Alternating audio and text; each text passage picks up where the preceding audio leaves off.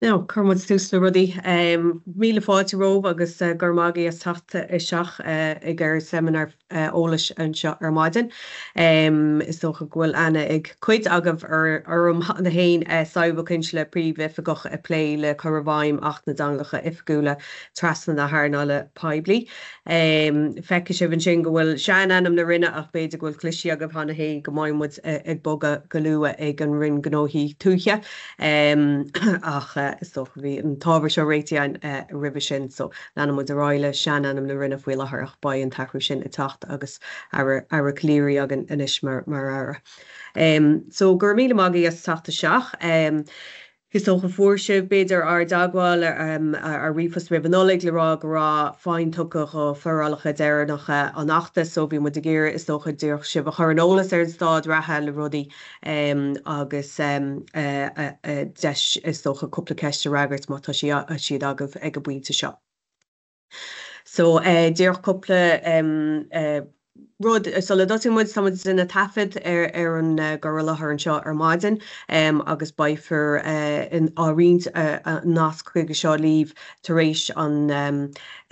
seisiún agus baise bhanán mátá cólaí libh nach ran an freistal nó éon rud mar sin baise bhanán iad a rint chum túsa ar híomh na rinne agus duine mud an nás go rint libh nuair te sin denta. Mátá aon cheiste agah le linn an teminar is féidir libh iad a chur seas a fáim chóra an sin agus tucamid acab ag deire más féidirlinn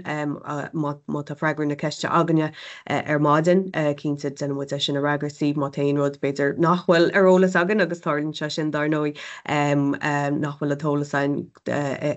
is féidirlinn dul aráis agah ar rifost taréis. Agus dar nói má rihinnéon rud líomh taréis an teminar is féidir libh rifost na cheola agan so tá sonraí ar sonraí an sin ATO ag tcagsm.gov.caí bhfuil láthair rénos agus an sin tá ceann ifigiún chomisisinéirtanga so feice sibhnar Thomas dul tríd tá rins forlacha atá fáim láthracht tuchaób agus go generalta rachach na fistrachan fúb sin ag ifigiún chomisisinéirtanga agus tá rins forlacha an sin go bhfuil canal céim sa bhreis go bhfuil cólatí paibli beidir le forardú nó go bhfuil tuirlínta le heisiúnt aganne so is muide go príomh bheith ag láh seán na fisrachan herb sin. Díoch lenne sin na luúlíb. So níach an dul is seachad lús a chúra ó híomh ach na dangacha ifigúil tá rins seminar fáisnééis sé dinta agan faoi sin hána hain agus tá siad ar fáil ar híomh na rinne mar sin mat se bh lurgain rud fúb sin éon ólas fúb sin chur ripas agan agus is féidirlinn í sin a rinslih taréis. So is dócha tá agan ghfuil an réilge ahananta mar chéad hanga ifigúil na tíre faoi bhunrach na héireann agus an sin bhí achtainna dangacha ifigúil rábhíl sa trí agus a lasú fe hain an sin thug se stádas is dócha rachtúil rá éileh ar thurbisí gailge thurbisí paibli trú gailge an sin. So tá is dócha leis an 8 lasí agus ústátí inis tá is dócha trí móna is dócha go bhfuil seirbhísí agus mar sin de bhfuil dúlgas is dócha ar na cólachtaí paibli faoin nachtanis. So tá an plán náisiúnta an thurbisí paibli gailge a dáilte muid an sin I mí dhearar fómhar agus tá muid a gobar ar phlean gníomhreachta faoi sin faoi láthair agus an sin bain na caid antanga an agus an sin tá dúlgas trí rialachan so sin cíann se sin gohfuil céim sa bhreis so tá canál tugtar spás is dócha sa reachtaíocht ó híomh na dúlga seo agus an sin bíon céim sa bhreis ó híomh cólachtaí paibli ar ardú chuig na dúlga sin agus an sin bíon dúlgas díoracha an faoi nacht hain mar hampla an aráil ógriachta nó na forrailcha maidir le commerceáds a ragart sa tanga chéin agus mar sin de. So leabhar me go scopi faoin blean náisiúnta a ríis ba Tá muid a gobar an blean gníomhreachta faoi seo faoi láthair agus duine muid seminar fáisnéise eile sonrach maidir leis an blean náisiúnta a tíoch le luú go bhfuil se sin fáiltí tá sé bristeach is dófa faoi cúig phríomh héime agus banintí sin dar nói le canal tunscan a bhlethne go breanú go sonrach ar sa láthair seirbhísí paibli tú gailge cuasaí technoliaachta deiceh muide go bhfuil annach chud seisin an sin agus rudí a boga ar lín agus mar sin de an deise hapú a híomh cuasaí technoliaachta technolitas cínta go an réilge I lá an éí an sin agus an sin dar nóid cuasaí eúna airceocht agus inúlachtanga agus dar nóidtar an sprog airceochta fih an géad an so tá a breú ar golóir bailí le cínú godáló an sprog ar go man amach an sprog sin agus dar nóid tá bailúch an sonraí Harbheitá tá chomá. So rís ní chaman nó mar gamalób sin tá se sin ar fáil ar híomh na rinne chomá agus denimmuid seminar fáisnééis ar sonrach madidir le sin a machchan seo. So mar luúid tá gobar flein gníomhiochta fi láthair ba a há flein gníomhiochta dul leis an blean sin agus de thura ailsiú an Flein sin tá an tara le dátaí hocrú madidir leis na serviceí agus ificí gailteachta agus tá cóirlachan ar bon faoi sin faoi láthair le na cólachtaí poiblí ábhartha sna cásanna sin agus beidir gohfuil rint agah ar an nglaoch an seo go raibh a pléileh hána hain ar sin. Maidir leis na caiid antanga tá sam fáin muide golóir ceisna faoi seo bín go bhistam bín if go commissionéirtanga a fáil golóir ceisna faoi na caiid antanga dar nó tá na caiid antanga is boga iad is socha ó na scéimnatanga bhí an ribh seo agus ba mu a ggéir a thuirtar airnálacha nó acmí de cholachtaí poiblí dí ar ní rud táhachtta an seo mátá scéimtanga a bhaim ní féidir leban níos lúseir bhí se arádú trí na caiid antanga ná martá agur fáil hána hain. Ba cóirlachan leis na cólachtaí poiblí ábhartha agus leis a bobbal agus ba tug for réimhse sa le gurfar na caidan I bhaim agus ba tuirlín sa le fáilisiú ag a rinn foiil láthair. Ná tá sam bíon golóirdín na tachtám agin i fíor bhfuil amscála ein tá mu asúl le dul amach ar lein cóirlachan don chéad acma go cólachtaí poiblí I ráithe hain I mbliana. So ar a leid ó agus atá si sin fáil si go poiblí fiú mna bhfuil sibh hain bhfuair golacht poiblí hain mar chud san chéad acma sin Tuair se léirgus is tócha ar an tro ina bhhaimmuid a dul lena caiid antanga sin agus dar nóid tá siad bunaí ar a córas atá bhaim sa bhreatain bheag chana hain agus tá a breanú go dlú ar na rudí is tócha tá gobar agus nachhfuil a gobar an sin agus ar féidir linní sin a haingta seach. So go bonúsach tá an mar luúméid tá próséis cóirlachan sonrach le cíach faoi nacht inis so bín cóirlachan le KBR atá ar rialtas tá ábharach an acma cólachtaí poiblí sin ba cóirlachan le na cólachtaí poiblí hain agus cóirlachan poiblí agus dimfar na caiid an na dréoch caiid an ailsiú ar híomh na rinne agus ba 3V in sin lein cóirlachan poiblí agus an cóirlachan le na cólachtaí poiblí a sin. So rís baifar dagá líomh nuair tá si seo le fáilsiú agus nuair hagamid chofáda le bhór gólachta poiblí ó híomh na caiid an seo. So is obair Díar ní a bhaith an sin, ba mu a tásúla acmaháin agus sin a rinne siad sa bhreatain agus an sin ba mu a bugad tríd na haicmí de réir mar héim a roi. Ach dar nói mar luú méid ó agus tá na caiid an fáilsíthe tuair se léirgus is tócha faoin dro ina bhaimmuid ag dul. So cunne fear an ólaisib agus mu a bugad tríd sin. Dúlgus tíor goháin ar bháil is socha bheabhardíh atá an faoin nacht agus a tháinig go bhaim bag na cháblíonn ó hin inis ná faoi alta cethir A agus ceir B agus banan se seo le gomach ifigach sinseach cepa in ngachéon cólach poiblí a fearardí faoin a hagans faoin 8 ag lefuil ifigach sinseach chunríocha is tócha cínta bhfuil ach na dancha ifigúla a chur bhaim. Agus is duine seo ag lefuil príomh cúnta nó choáin duine siad monitóracht agus tuairisciú ar an dulchan cín faoin nacht agus tá siad leis an tuairisciú sinna dhéana le canasaí an chólachta poiblí agus éon ábhar ar le ábhar an sin sa tuairisciúil rion túil. So arís tuigim go mín ceisna tá faoi céird go dtíorcha atá le háirbh sna tuairiscáil a bhblionn túla agus támuid a breanú go mbeidh template á eisiún chuige sin im líana beidir nach mai se an go na cína bhaid á réiteach a fife cethir ach go mbeidh mu a bugarrá an sin le rá céird go dtíor. Ach dar nói tuige sibh féin na rudí atá a dhéantar tuairisciú díomh ar bhain bhliaon túil an sin go generalta ó híomh an achta de. So a rís ba mu a tatar ráise go maidir le template faoi sin amachchan seo. agus irtar ein duine tá ceapa mar if go sinseocha sinseoch faoi ceir éags carbí gnéanach siad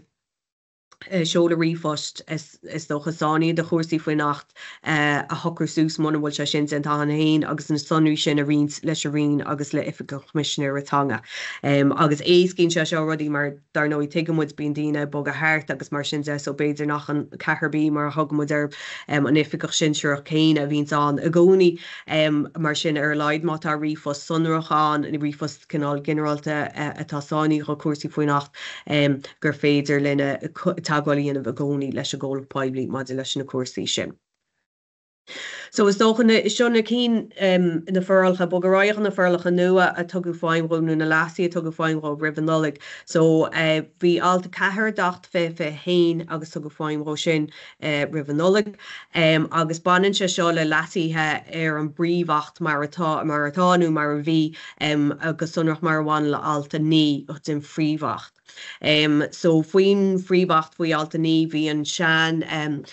dúlgus an is dócha hí córagur sa ragart satanga ifigúil ina bhras é agus tá se seo lethní amach bhí se luúta faoi rifost agus is dócha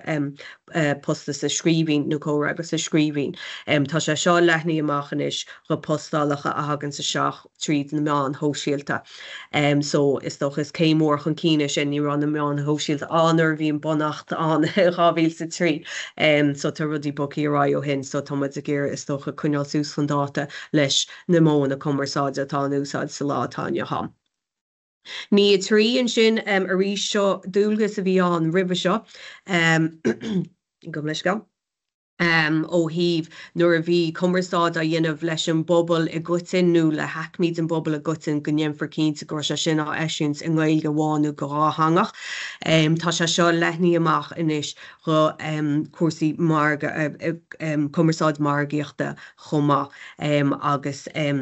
dúirt le bogarráid mar go manan se le ní trí an sin alta ní cethir sin alta nua tá chur seach sa bríomhacht agus banan se seo legan se seo amach is dócha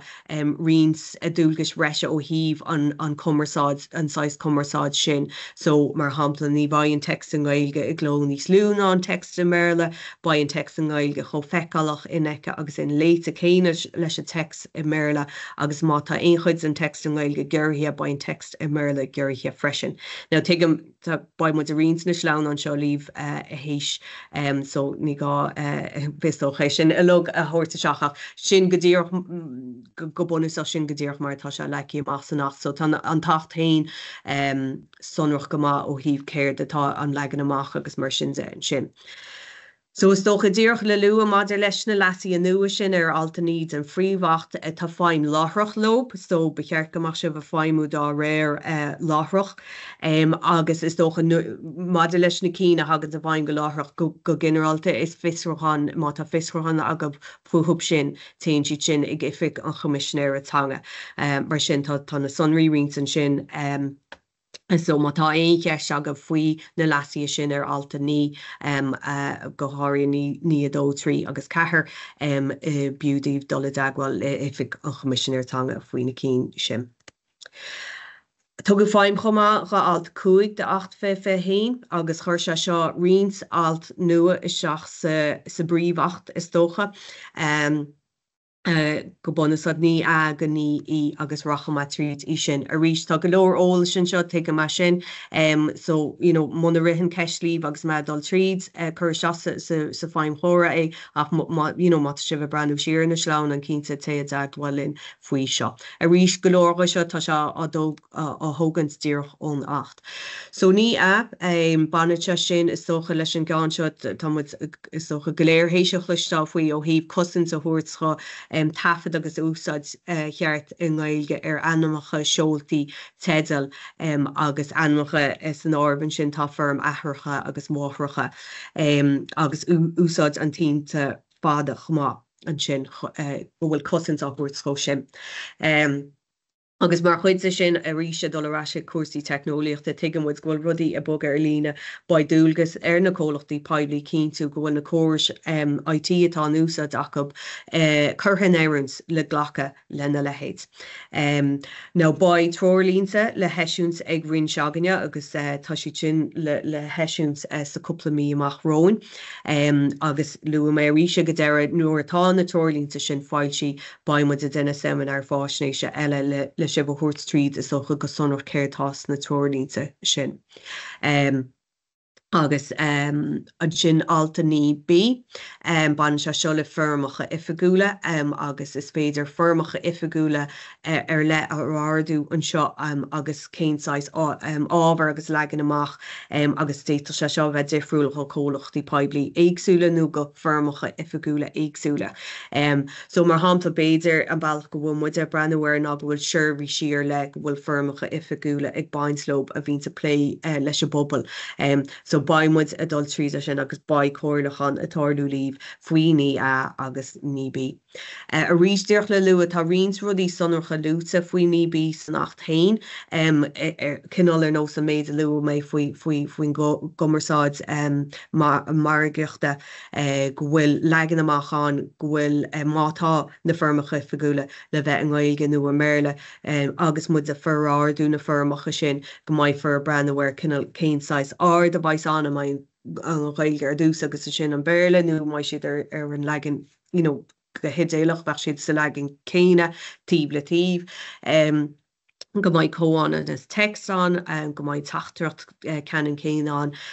agus a ríis mata aon focail geirchinú tedal go maiid si sinna lug mar a ggéine. Agus sin sin baimid a brenn má bhíon firmacha ifigúla le ferráú an gáilge a bháin a ríis tá rudí sonracha lúta san 8 búb sin. A ríis ba trolínta le heisiúns agan i lei sin agus ba seminar fásnéise eile agan timppla sin nuair tá siad sin eisiam. Mar a luúmain sin ní agus ní bí níl feim láthrach lob sin go puinte ba tréimh se cóirlachan líh herb sin ba cólachtaí peblií le ferráú chun créocha iad sin. So cé go bhfuil fáin tuciíchan na háil sin ba céim eile an ó híomh cólachtaí peblií ar ardú chuige sin. Agus díoch le lua chumá go bhfuil grúpa oibre technú le bonú teigtar go bhfuil córis éagsúil an go háirí brennúir ní agus na córis IT go bhfuil córis éagsúil an tá córis éagsúil le labhairt lena chéile agus bhfuil siad a tarraingsolais ar le ó córis eile agus mar sin de. So an rud is mú a dhearann faoine agus is go puinte níbí má tá córis nua á thuirta seach. Becheartta cínú inis go bhfuil siad in an ghlacha leis sin fada agus a breanú ar na gnéithú sin timppel ar na ghlacha le hanmacha an gáilge seotaí an gáilge agus mar sin de. So aon rud nua atá le tata seach becheart bheith tasú smuoinmhar ar sin agus cinint gohfuil si sin a bhaim. Teigtar déitse gomach tréimh seán breanú siar ar na cóir atá an hána hain. So tucha se sin a lu chun cín agus muid a duine cóirlachan líb faoi sin. Agus díoch le luúa níl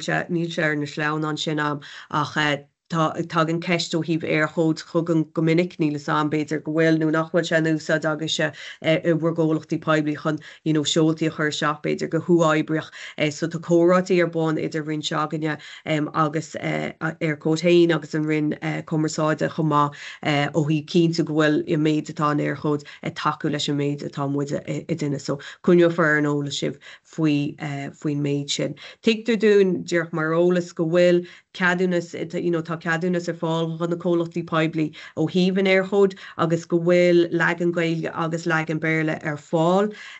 de sin so béidir gur bin rud go bhhéta si bheith brennhar orintanta níhína ag daine go bhfuil legan gailge ar fáil. Tá sé ar fáil cinnta ar haon tú seach ar híomh airchód ó híomh na cí gailteachta agus tagann siad sús go thuáibrach má dhéanaan tú cuardach ar airchód airchód gailteachta tagann se sús go thuáibrach i gailge ar an sibh hain atá is socha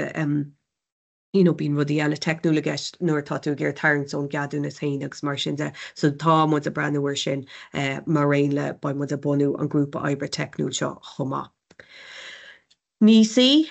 banan se seo le lógóna, so díoch le lu seo ceán bhfuil fáim láthroch leis. nó ba a ríis ba tuairlínta le heisiúnta ag rinn seaganne sa cúplamí amachrón madidir le sin, ach tá fáim láthroch le sin. Banan se seo le a ríis ní mod a breanúir má takeíán agus nachhfuil a gceist anúchan íonarb ní thioccha se seo bhaim is tócha go dtí go mbeidh lógóna nua áhearra nó go bhfuil si bh duine anúchan nó ahrú ar an lógo atá agah hána hain. Agus banan se seo le lógó an cholacht de peibli ach a chomá le scéimine nó aon rud mar sin. So is tócha aon áit go bhfuil lógó le dara má tá se le duine nua nó anúchan nó ahrú bheith mu a breanú go mar se sin an Gaeilge nó in Gaeilge agus in Méile. Agus a ríis tá rins rudí sonracha lúta san nacht buí sin mar sin mar hamplatá más an Gaeilge agus an Méile tá ba an text Gaeilge le tata dús ba cónanas texán agus ein okkul dheiriche sa dáhanga ba siad mar a géine. Agus mar lúma ba tuairlínta le heisiúns aganne faoi sin chomá ach díoch a rís le lu go bhfuil fáim láthroch le sin agus bhfuil rudí sonracha lúta san nachthain ach go maiid mu a duine is tócha chuir tuile feola is tócha ar an méid sin tríd na tuairlínta chomá. Ní dí a ríis tá fáim láthroch le sin chomá agus banan se seo le anocha agus lógóna cólachtaí peibli nua bhainithe. Now go puinte go handúil nó a gcónaí is tócha nuair atá cólacht peibli nua le banú tagann se sin tríd a reachtaíocht. So is tócha ó híomh anam an chólachta seo rud a bheitfí a breanahhair de réir mar tá bille á réochtú agus tá cóirtaí ar bon agan le ran ó gan astruúcháin díchan éireachtais agus le ifig na nuachtarí faoin chuige seo agus is doch an rud is éisce mátá si bh breanú ar bhile nua a réochtú ná gur féidir cóirle le ó ran ó gan astruúcháin i díchan éireachtais madidir le anam crín agus ceart Gaeilge ar cholacht peibli nua bhainní ach a rís thiocfaidh se sin de réir mar atá reachtaíocht i dul rá agus á réochtú. So ba se aon cholacht nua peibli nua atá le bonú ba anam in Gaeilge i bháin. Agus se sin tosaí hana hain le leithidí táilte éireann agus comisiún na meán agus mar hamplatá isce éireann hééis abhrán dal a dhéanamh le tacht le seo chomá. So tá rion samplaí an hana hain dó seo a tarlú. Agus an sin tá rudí sonracht faoin nacht a ríis faoi gomach an lógó in Gaeilge nó an Gaeilge agus i Méile. Agus a ríis ar nóta an méid atá scrífa faoin níosí agus na lóganna tá rionta rudí sonracha lúta san nacht an sin ó híomh gomach an text an Gaeilge ar dús cóháin is text agus focail dheiriche gomach siad cóháin sa dá legan. Agus ríis ba tuairlínta le heisiúns agan faoi seo. So sin ceann bhfuil fáin láthroch leis is socha ní thioccha seach an cín go puinte go dtí gomach se bh breanú ar cholacht peibli nua a bhhainú trí reachtaíocht agus an sin an lógó dul leis. So cé go bhfuil fáim láthroch leis is tócha ar bháin léithúil beidir nach rud a bheith se bh breanúir an tamar fád. An ceann déirnach an sin an ní í agus seo ceann simú banan se seo le is tócha seirbhísí peibli atá á ggur fáil ag tríú pártaí thar cheann an cholacht de peibli. Agus banan se seo so tá sé tuairte sós is tócha gnéithe eile den nacht isteach faoi seo. So ní bhanan se le gach seirbhís is tócha faoi láthair mar tá sé scrífa san nacht hain. Tá sé tuairte seach na gnéithó híomh cuasaí cumarsáide so ní a dó agus ní a trí mar phléime ar báil gomach siad sin gomach Hebí rud a chacha an cólacht peibli haine dhéanamh chacha an seirbhís trí ó pháirtí sin dhéanamh chomá. Agus an sin ní a hain dar nó bhí rialachan denta faoi ní a hain ó hí fógartí béal ceann tedal stáisiún éireachta agus ábhar agus legan amach cóthíocht agus fógraí. So ba na seirbhísí sin a tacht go thuáibrach inis tá fáim láthroch lei seo ba siad a tacht faoi na gnéithe seo. So a rís a brathair na seirbhísí 340 an bailachas éascaile na sinna is dócha na cínú nuair atá conra le hanúchan nó le fógart go mbeidh is socha cólíntacht leis an nacht lúta faoi sin. And so tegan would date se gohfuil conraí a bhaim hána hain agus go mbeidh tréimhse an sin de réir mar hagan conraí le hathnúchans. Dar nói fear íocht dhéanamh i dhéana láthrach chomá ach a rís teictear gohfuil conraí an áit hána hain. So cínta agus sibh brandú chun cín agus conraí nua á aonú an sin sin an áit is éasca ach gomach gné beidir brenn sér na conraí atá an áit hána hain agus a géirid sin a thuirta seafuoi seo chumá. An tríú gné an sin ná faoin na caiid antanga, so dar nó go dtí bhfuil caiid antanga an ba se seo fannacht ag brathair caiid antanga, so nuair atá caiid antanga forrádaithe dod a cholacht poiblí bheithhí ba dúlgus an sin ar aon seirbhís 340 tacht leis a méid atá na caiid antanga chumá. So is dócha sin a méid go sonracha tá lúta faoi nacht. Mar go bhfuil fáim láthrach is dócha le seo agus tá ceappa tá sé hísan seo ar bháinach tá sé clúdaín seo am a rís. Tá fáim láthrach leis a gáin seo an ceann leis a gaiid antanga is dócha bratha se sin fána se sin gotí go mbeidh caiid antanga forrádaithe de cholacht poiblí ach an gnéithe sin faoi cuasaí cumarsáide agus fógartí béal agus cóthraíocht agus mar sin de tucha se sin a bhaim láthrach. A rís mar go dagan se seo a bhaim láthrach agus níléon tuairlínta le heisiúnt ag grinn seaganne má tá aon isfrachán agus faoi sin fear iad a cheola ag ifig an chomisisinéirtanga agus na sonraí an sin rianta líomh an sin a rís. Mar luúmaid sin tá trólínta le heisiúnt agan sa cúpla mí amachrón, so baim muid a dagóíh chunemuid ar an ólas sibh faoi sin agus a rís tá rins rudí san nachtaon mar luúmaid sin agus bhí clúdaí sanna sleánán ach ba is socha muid a chur tuile feola ar méid atá gceist an sin tríd na trólínta sin. So seola muid amach nascaid na trólínta agus iad fáilte agus den muid seminar fáisnééis se eile rachtalíomh an sin nuair atá is si sin fáid le sibh a thuirt tríd go dtíoch céirtá an tub sin. So dtír rudnú rá eile le lua thosamid ar nuachlitar a cheolamach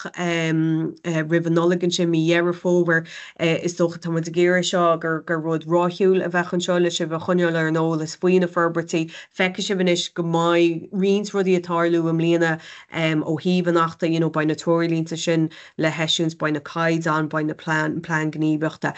So tá a géire cínta go bhfuil sibse chuníar an ólas is dócha ó híomh céird atá